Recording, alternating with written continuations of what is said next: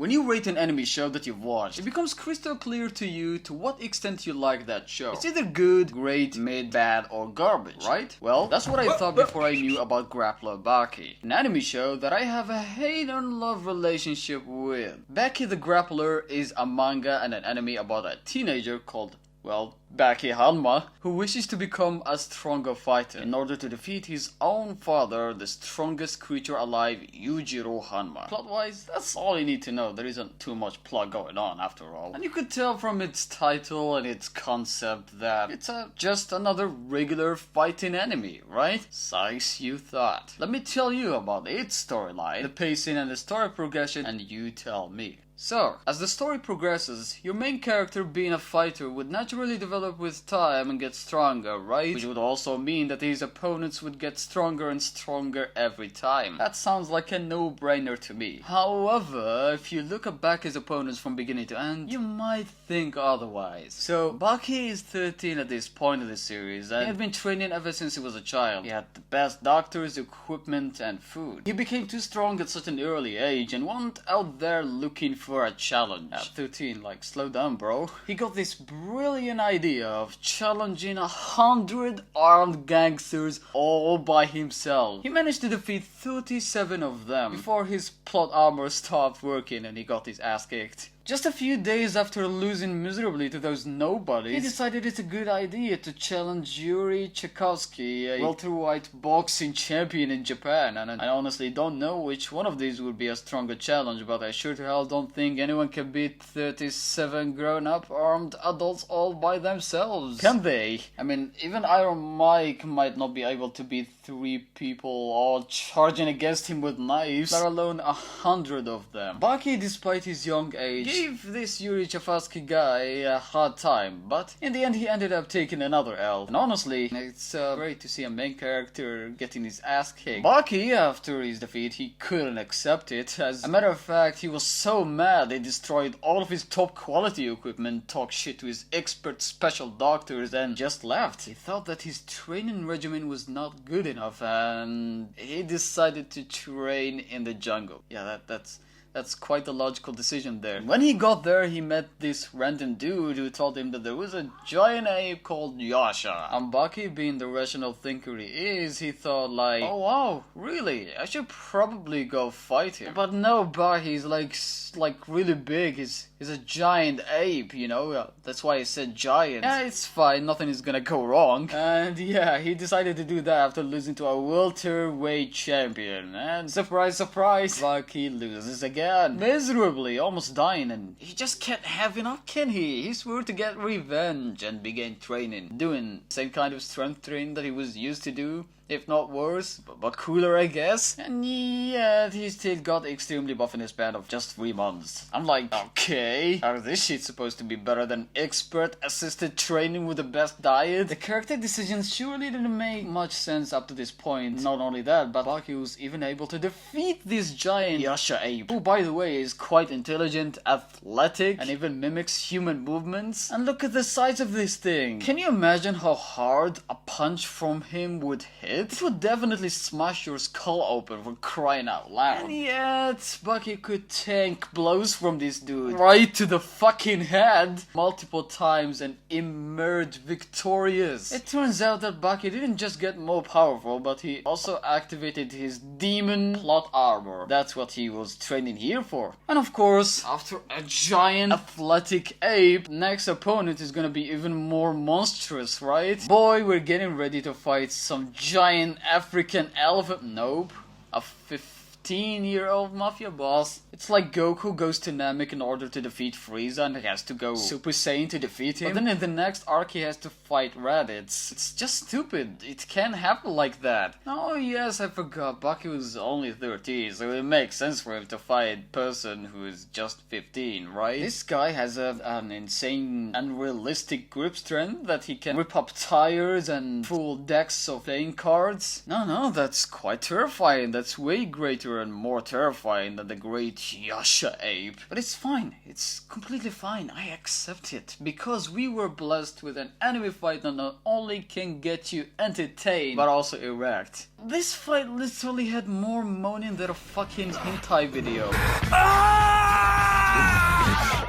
mean, this dude is supposed to have so much grip force, and yet he's packing punches like this? Oh, and also, by the way, this guy is only 15, and yeah, this was him 2 years ago. You can't just murder common sense like that. I was seriously about to drop the whole show. Thankfully, this redhead jumped from a helicopter and came gliding down like a fucking squirrel to interrupt the fight. It's Yujiro Hanma, everybody, the father of Baki Hanma. Their moaning was so loud that he couldn't help but interfere and slap the shit out of Baki, told him it's a fucking disgrace, and then just left. This mad lad realized it, and he represents all of us, honestly. That day on, he began on lifting this chaotic show on his demon-shaped back and kept it alive for at least most of the first season. He's like the Gojo Sotaro of his own anime. In both ways, he's already the strongest and he's also the best part of the show. Itadaki didn't hold back one bit in showcasing his strength and greatness. I mean, this dude is so powerful and so masculine that he sees everyone else as female or prey. He made the show more interesting to watch, and I believe that this is the first absurd concept that actually worked. It felt like Itadaki finally began embracing the weirdo inside of it. The character's decision making up to this point was still retarded, not gonna lie, because Yujiro, aka the strongest being alive, and after witnessing his 13-year-old struggling against this 150-kilogram dude that he could casually lift with one arm, he decided that it's a good idea to challenge him to a fight. I mean, sure, Baki did fight this dude, but no one gives a fuck about him, right? I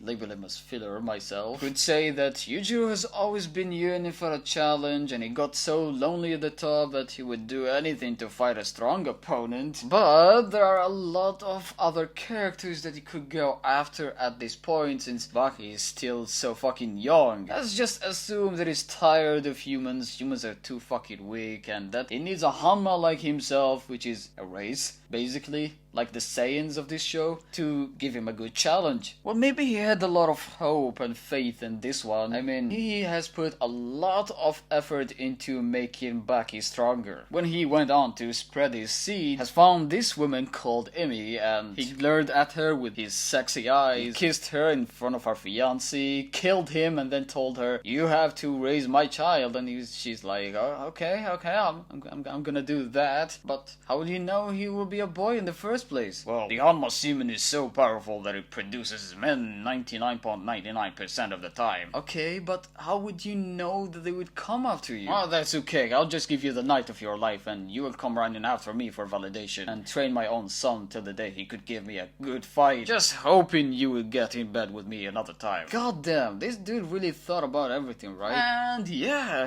he was actually right. The fight between them was so intense, and Baki was throwing punches and kicks right and left. But unfortunately, the animators ran out of budget mid-fight and couldn't animate Yujiro spitting blood and screaming in agony as he took those ferocious punches. And the animation was not the only thing interrupting this fight, because midway through the fight, an earthquake happened out of a sudden, probably from Baki's punches. And instead of waiting for the shake to stop like gentlemen and ran for shelter, Yujiro decided to stop the earthquake by punching the ground, and it actually stopped. I'm not an expert, but I'm pretty sure that a strong punch would only destroy the ground under you instead of affecting the entire earth cluster. I knew you were absurd, Itadaki, but this was seriously retarded. Well, let's just assume that it's Yujiro's way of saying, well, you can start earthquakes and I can't stop them, so basically a little bit stronger than you. Yujiro was so thrilled to see the progress of his son. In fact, he was so happy that he went to hug his own wife and told her she did so well raising him. He did hug her a little too hard though.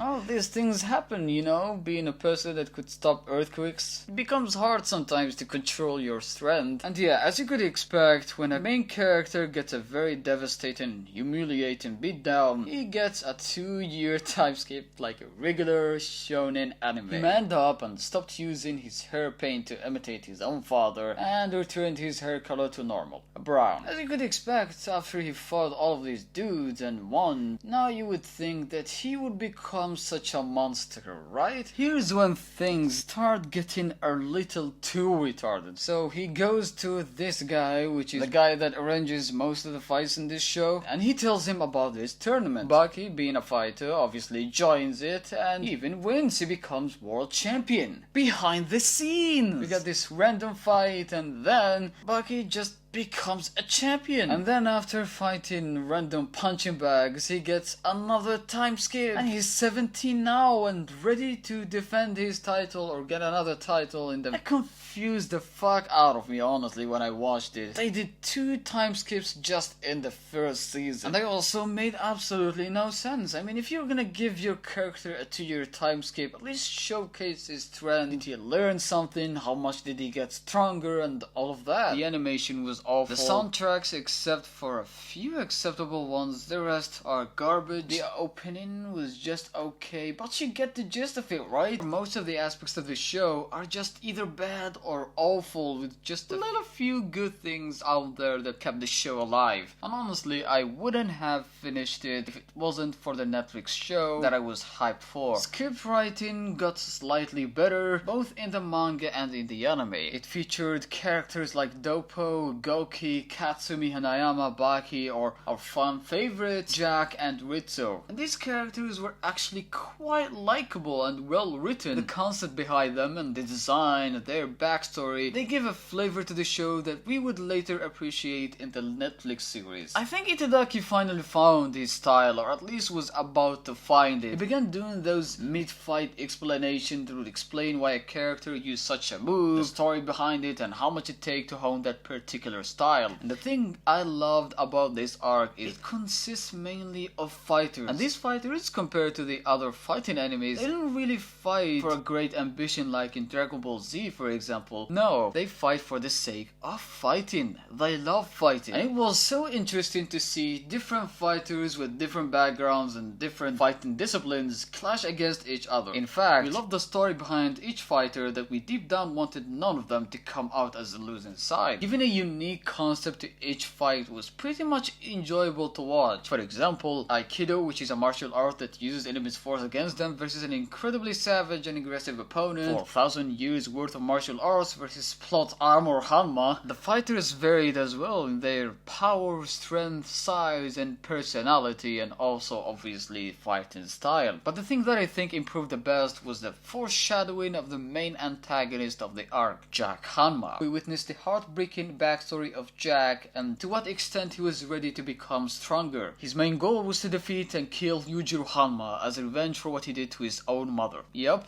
Jack Hanma is yet another victim, and he was basically the other side of the coin to Baki Hanma. And you could sense the desperation as well as the determination behind Jack's character as he continued to train recklessly until his body became too frail and barely able to lift regular weight. Luckily for Jack, a doctor noticed his indicity to pain and decided he would be the best subject to try his new drug on, a drug that could massively increase your muscle mass. And yes, he did gain so much strength in a short time, becoming too strong and too fast that he began smashing world records left and right. However, he would then develop an addiction and started taking huge doses that put his life on the line. By the beginning of the tournament, he was told that he had only 6 months to live. He basically became a time bomb that would explode at any given fight and any given moment. But he didn't care if he lived for another day, as long as he wins and gets to defeat Yujiro. Seeing this determination, I honestly sided with him and I wanted to see him win. I mean, yeah, fuck Baki, man. I never liked that guy anyway. But unfortunately, we're stuck with him for the rest of the fucking show. Like, out of nowhere, he gets this new training way to fight against opponents. And not to mention that before that fight, each and every fight were close calls. Even against a regular wrestler, and he even lost to this Brazilian dude. You can't have all the fights to be this intense for no reason. I mean, think about it. At 13 he fought this, but then at 17 he struggled against fucking Dave Bautista. We also get to see Yujiro fight against Doppo, and the fight wasn't easy at all. In fact, Doppo managed to get Yujiro on his knees, and he gave him a hard time that he had to activate his demon back. And not to mention that Doppo lost to Goki, who also lost to Jack, who also lost to Baki, and yet there was still a huge difference between Yujiro and Jack, for instance. The power scaling was so messed up, it was so confusing. Even at the second season, it still had